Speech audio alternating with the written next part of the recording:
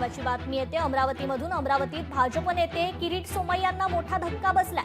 किरीट सोमय्यांच्या बैठकीवर तहसीलदारांनी बहिष्कार घातलेला आहे। सोमय्या फौजदारी कारवाईचा दबाव टाकत असल्याचा आरोप केला गेलाय।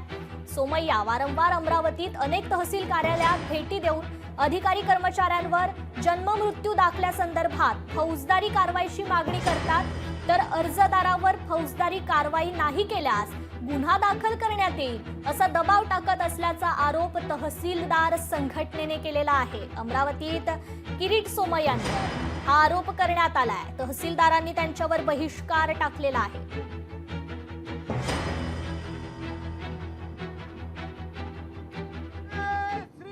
जय श्री राम, जय श्री राम, भारत माता की जय।